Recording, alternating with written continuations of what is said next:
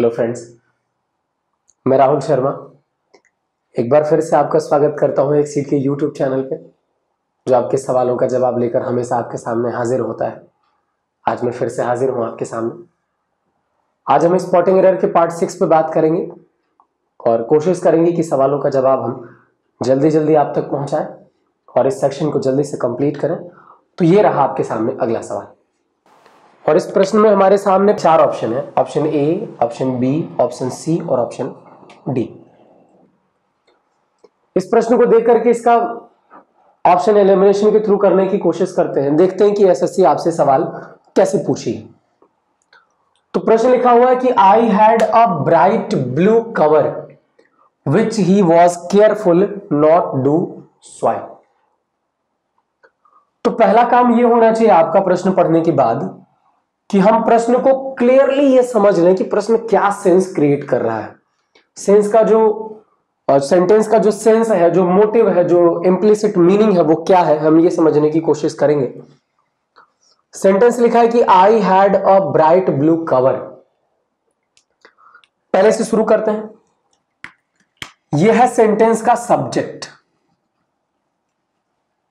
और हैड है वर्ब का सेकंड फॉर्म, यह सेंटेंस का मेन वर्ब, और यह है उसके साथ जुड़ा हुआ नाउन।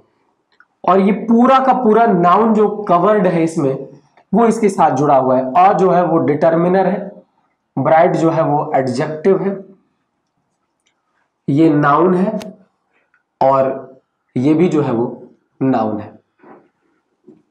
हम ये समझ सकते हैं कि ब्राइट ब्लू ये नाउन के अलावा एडजेक्टिव भी हो सकता है ना।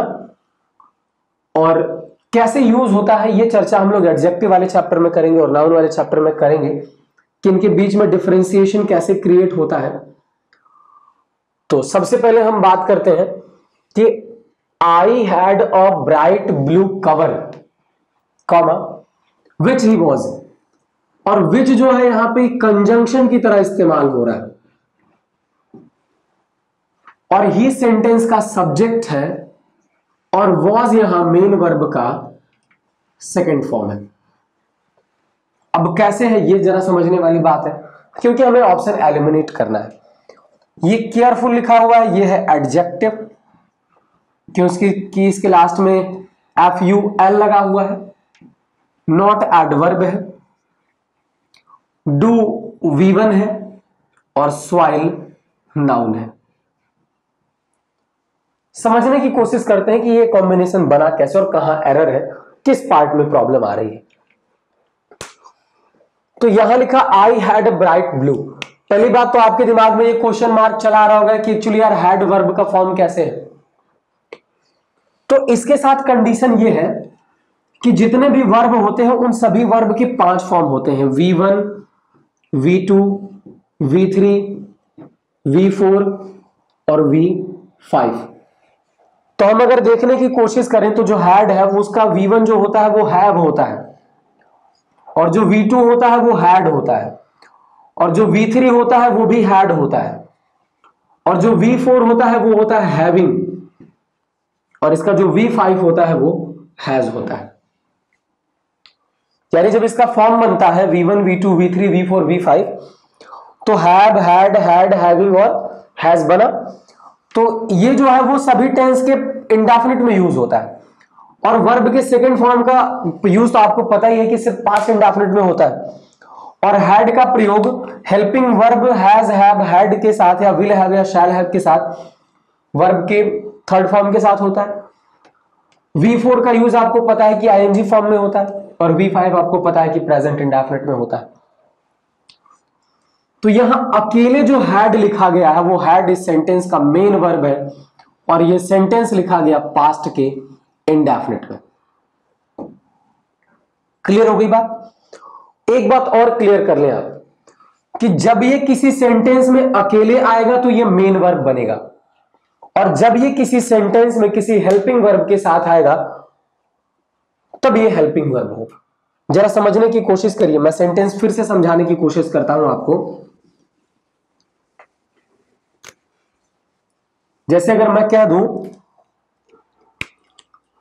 कि आई हैड अ कार, तो ये सेंटेंस में हैड जो है वो मेन वर्ब है और ये मेन वर्ब का सेकंड फॉर्म है। लेकिन अगर मैं लिख दूं आई हैड अ कार, तो यहां हैड जो है वो हेल्पिंग वर्ब हो गया और यहां जो हैड है वो मेन वर्ब का थर्ड फॉर्म है। तो जब कभी हैड अकेले आएगा सेंटेंस में तो वो मेन वर्ब बनेगा, और जब किसी दूसरे हेल्पिंग वर्ब के साथ आएगा तो वो, जब किसी दूसरे मेन वर्ब के साथ आएगा तो वो हेल्पिंग वर्ब बनेगा। इसी के सामने हम एक दूसरा सेंटेंस लिख सकते हैं कि he had completed his task. अब देखो जरा, हैड यहां किसकी तरह काम कर रहा है?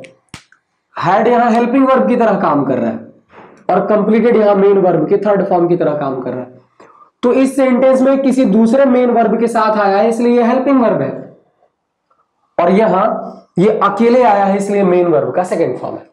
तो यही बात इस सेंटेंस में हुआ कि ये अकेले आया हुआ है इसलिए वाक्य का मेन वर्ब है, और मेन वर्ब होने की वजह से, और जब भी कभी हैव का पांचों फॉर्म हैविंग को छोड़ करके अगर कभी सेंटेंस में आते हैं तो ये आप मान के चलिए कि उनके बाद एक नाउन ही आएगा जिसका वो मालिकाना हक रखेंगे। जैसे I had a bright blue cover, मेरे पास एक ब्राइट ब्लू कवर है, विच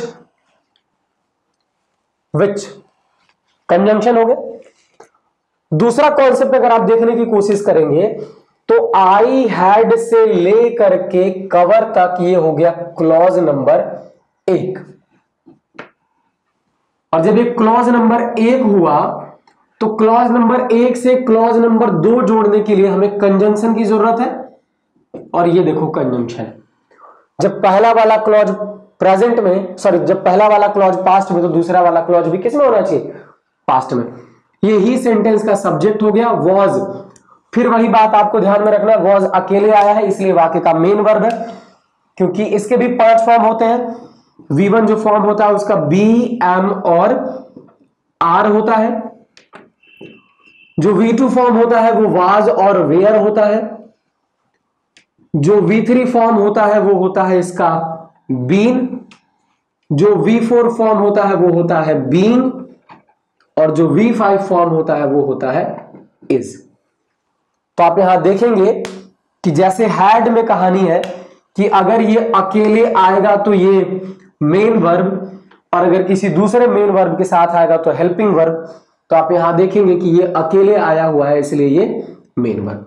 यानी वाक्य में 4 ऑप्शन ए, बी, सी और डी। तो ए में भी एरर नहीं है, बी में भी एरर नहीं है। अब हमें देखना है कि ऑप्शन सी क्या क्रिएट कर रहा है। ऑप्शन सी में देखिए लिखा हुआ है careful not do soil. Actually आप ध्यान पूर्वक अगर देखने की कोशिश करेंगे तो आपको एक बात मिलेगी, ये जो नॉट डू स्वाइल लिखा हुआ है ना, एक्चुअली में एक फ्रेज है और ये गलत लिखा हुआ है। ये वास्तव में होना चाहिए नॉट टू स्वाइल। नॉट डू स्वाइल नहीं होता है, नॉट टू स्वाइल होता है। बहुत ही फेमस फ्रेज है जो होता है नॉट टू स्वाइल, जिसका मतलब होता है गंदा न होने देना, गंदा न होने देना, ये पार्ट होता है, ना कि डू। तो यहां डू के जगह पे हमें टू लिखना पड़ेगा। आप इसे याद कर लीजिएगा, इसे अपने नोट में नोट डाउन कर लीजिएगा, क्योंकि ये पार्ट एक्चुअली में बहुत बार आपसे एसएससी ने पूछा है। तो नॉट डू स्वाइल की जगह पे होना चाहिए नॉट टू स्वाइल। ठीक है, तो यहां मीनिंग सेंस भी आ रहा है कि नॉट टू स्वाइल होना चाहिए, क्योंकि गंदा ना होने देना। जो मेरे पास कवर है उसके प्रति मैं बहुत केयरफुल हूं कि हम उसे गंदा ना होने दें। तो यहां नॉट डू स्वाइल के स्थान पे होना चाहिए नॉट टू स्वाइल। बहुत ही क्लियर अपने दिमाग में ये बात आपको बना के रखना है और इसे आपको याद कर लेना है, और इस आधार पे आपको पता चल जाएगा कि आपका ऑप्शन सी जो है वो करेक्ट, क्योंकि इसी पार्ट में एरर है। ठीक है, उम्मीद करते हैं आपको समझ में आया होगा। अगले प्रश्न की तरफ बढ़ते हैं। चलिए देखते हैं अगला प्रश्न। इस प्रश्न में भी हमारे सामने 4 option, option A, option B, option C और ऑप्शन डी, ये 4 ऑप्शन है हमारे सामने। और हमें पता है कि हम प्रश्नों को तभी टिक कर पाएंगे या प्रश्नों को हम तभी बहुत अच्छे से क्लियर कर पाएंगे जब हम ऑप्शन को एलिमिनेट करना सीखेंगे, क्योंकि ऑप्शन का एलिमिनेशन बहुत जरूरी है। राइट आंसर तक पहुंचने के लिए हमें ऑप्शन का एलिमिनेशन सीखना बहुत मस्ट है। चलिए देखते हैं, कोशिश करते हैं। He was going to like, यहां तक तो बात बिल्कुल सही है, इसमें तो कोई पार्ट एरर नहीं है, यानी इसलिए ऑप्शन ए तो गलत हो नहीं सकता।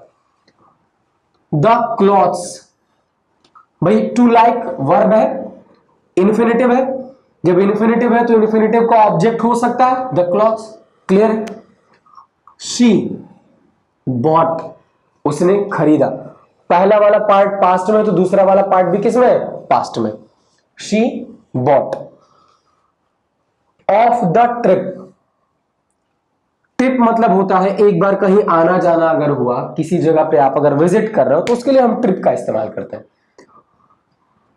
ट्रिप के लिए खरीदा था कि ट्रिप का खरीदा था, अब जरा सोचने की कोशिश करो। ट्रिप का खरीदा था कि ट्रिप के लिए खरीदा था। कपड़े, आप इसका सेंस समझना बस, कपड़े ट्रिप का खरीदा था या ट्रिप के लिए खरीदा था,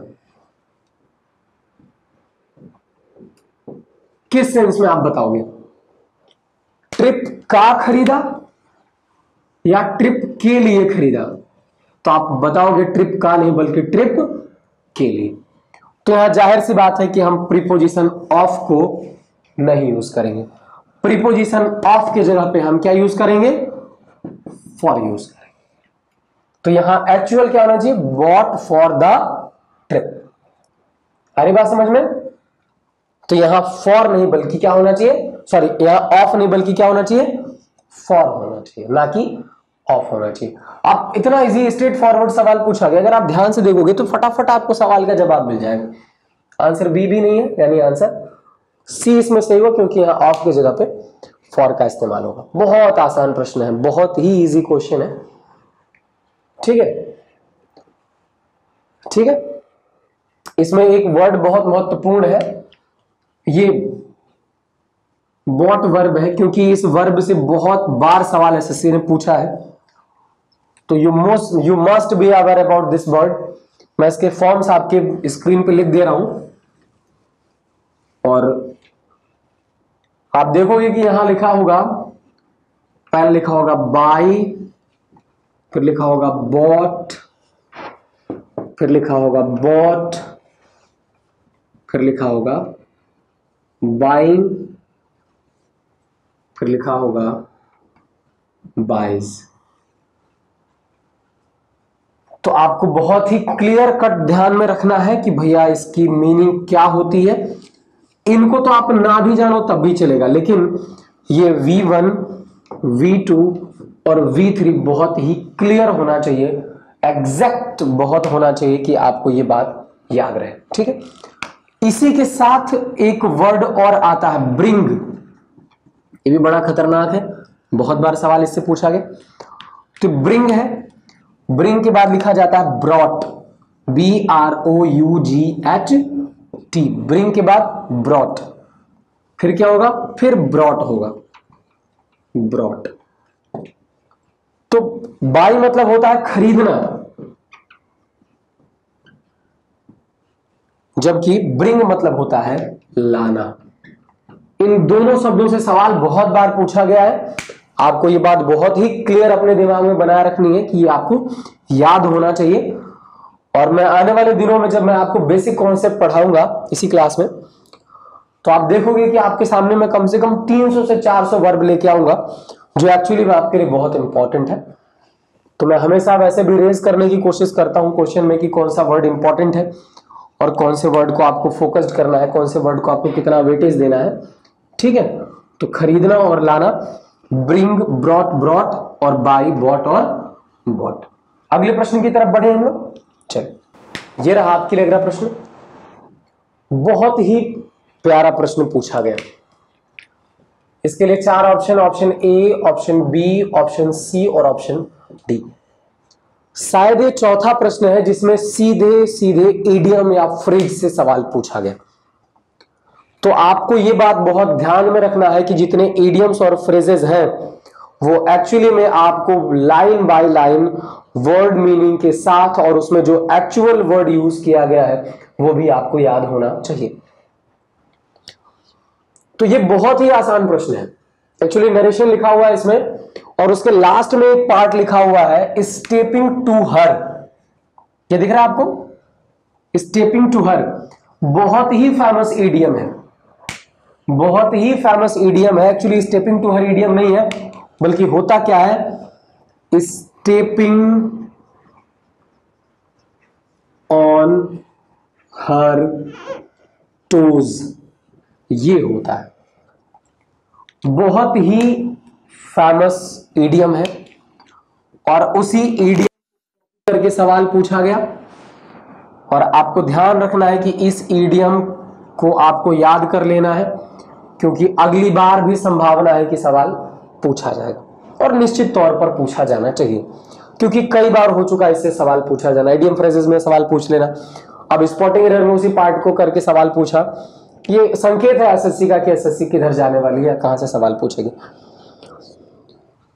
तो स्टेपिंग ऑन हर टोज का जो मीनिंग होता है, उसकी मीनिंग होती है किसी का इंसल्ट करना। इसकी मीनिंग होती है किसी का इंसल्ट करना, किसी की बेइज्जती करना जो होता है, इसकी मीनिंग, ये मीनिंग होती है। और यहां स्टेपिंग टू हर के स्थान पर एक्चुअली में होना चाहिए था stepping on her toes. You did not answer my question, he said, उसने कहा कि तुमने मेरे सवाल का जवाब नहीं दिया। स्टेपिंग ऑन हर टोज कैसे? अपने सवाल के जवाब के रूप में जो व्यक्ति कहता है, जो पलट करके वो जवाब देता है, वो कहता है स्टेपिंग ऑन हर टोज, मेरा इंसल्ट करते हुए।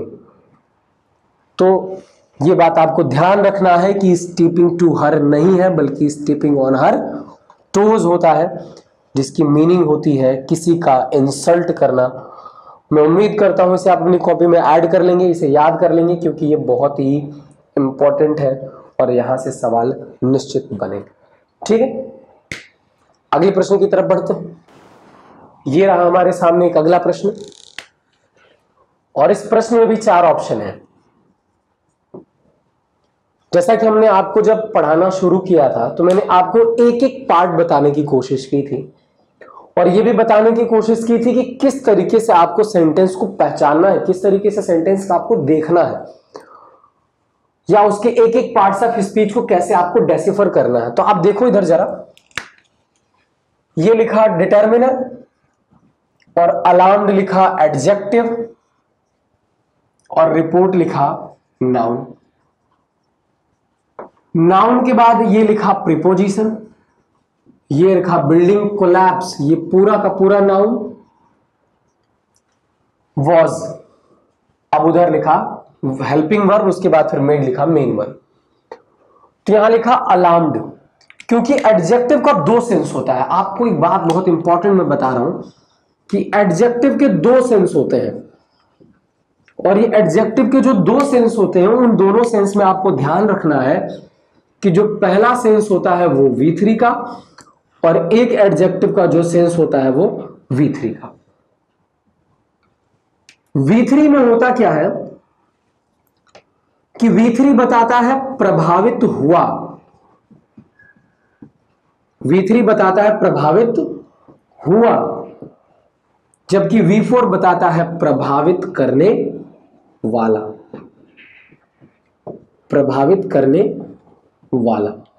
ये 2 सेंस है जो एडजेक्टिव रिप्रेजेंट करता है। तो V3 और V4 में अंतर समझिए। V3 एडजेक्टिव यह बताता है कि कोई चीज प्रभावित हुआ, और V4 एडजेक्टिव यह बताता है कि कोई चीज प्रभावित करने वाला है। अब जरा देखिए, नाउन के पहले जो एडजेक्टिव लगा है वो किस नेचर का है? V3। तो यह क्या बताएगा? प्रभावित हुआ। और कौन प्रभावित हुआ? जिसके पहले ये लगा हुआ है। किसके पहले लगा हुआ है? नाउन के पहले। और नाउन कौन है? रिपोर्ट है। तो रिपोर्ट प्रभावित हुआ, ये मीनिंग आ रही है इसमें। कैसे प्रभावित हुआ? अलार्म्ड। अलार्म का मतलब होता है डराने वाला, अलार्म, और ये लगा अलार्म्ड, तो इसकी मीनिंग क्या हुई? डरा हुआ। क्योंकि अलार्म्ड की मीनिंग क्या हुई? प्रभावित हुआ, तो इसकी मीनिंग हमें निकल के आएगी डरा हुआ। डरा हुआ कौन? रिपोर्ट। डरा हुआ रिपोर्ट। तो भाई रिपोर्ट डरा हुआ तो हो नहीं सकता। और अगर इसी एडजेक्टिव को हम बना दें अलार्मिंग, अब जरा समझो, इसी एडजेक्टिव को हमने बना दिया अगर अलार्मिंग, तो अलार्मिंग की मीनिंग क्या बन जाएगी? अलार्मिंग की मीनिंग बनेगी प्रभावित करने वाला, यानी डराने वाला। डराने वाला कौन? डराने वाला रिपोर्ट।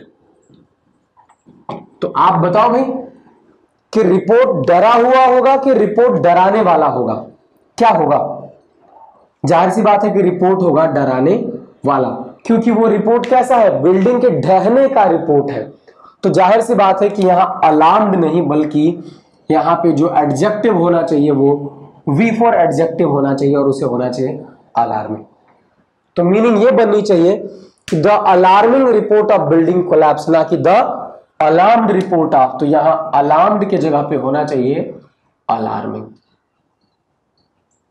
तो बनना चाहिए the alarming report of building collapse was made everyone unhappy. Clear हो गई बात?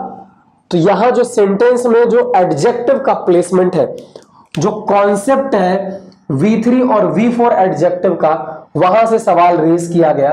और आपको बहुत क्लियर कट ये जानना होगा कि हम किस तरह से एडजेक्टिव को अरेंज करें, किस तरह से एडजेक्टिव को हम प्लेस करें कि हमारा सवाल गलत ना हो।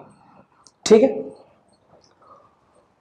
आने वाले वीडियोस में जब हम इसके प्रैक्टिस वाले क्वेश्चन सब के सब क्लियर कर लेंगे, तो आप ये मान के चलिए कि हम बेसिक्स पार्ट का एक एक पार्ट क्लियर करेंगे, और कोशिश करेंगे कि हम आपको एक छोटे छोटे कॉन्सेप्ट्स भी, छोटा से छोटा, बड़ा से बड़ा कॉन्सेप्ट हम आप तक लेके पहुंचे, आपकी समस्याओं का समाधान करें। आज के लिए बस इतना ही। अपने मित्र राहुल शर्मा को दीजिए इजाजत। नमस्कार।